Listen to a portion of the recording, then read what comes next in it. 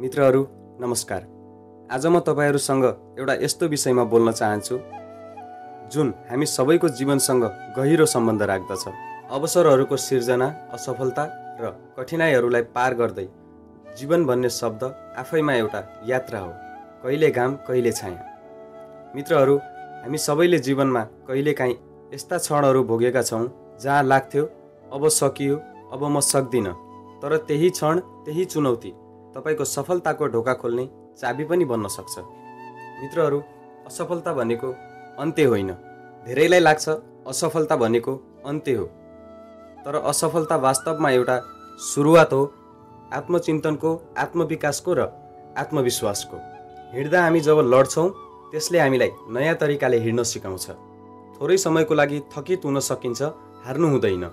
Thomas एडिसनले 1000 पटक bulb बनाउन असफल भए, तर उनले भने I have not failed 1000 times. I have successfully discovered 1000 ways that do not work. मित्रहरू, त्यो मनोबल हामी सबैले राख्न जरुरी छ। कठिनाइहरूसँग डर होइन, संवाद गरौँ। हामी प्राय कठिनाइहरूबाट भाग्न खोज्छौँ, तर वास्तविक शक्ति भनेको कठिनाइलाई हेरेर भन्नु हो त मलाई रोक्न सक्दैनस्, म तेरो सामना गर्न सक्छु।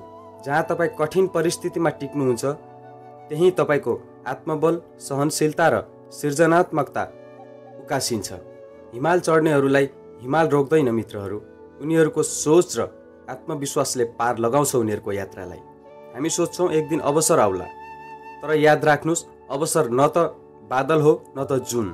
अवसर त तपाईको भित्रको आगो हो। जब तपाईँ आफूमा सुधार गर्न थाल्नुहुन्छ, सानो कुरालाई गम्भीरताका साथ लिनुहुन्छ, तपाईँ आफै अवसर बन्न थाल्नुहुन्छ।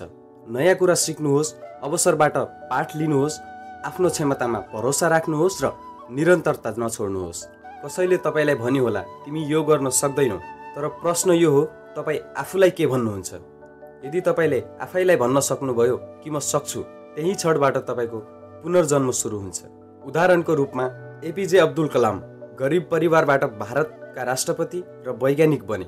नवीन गोर्खाली युवा दुर्गम गाउँबाट सहर आएर अनेक असफलतासँग लडेर आज सफल व्यवसायी भए। यी कथाहरू कुनै चमत्कार होइनन्, यी सङ्घर्ष र विश्वासका फल हुन्।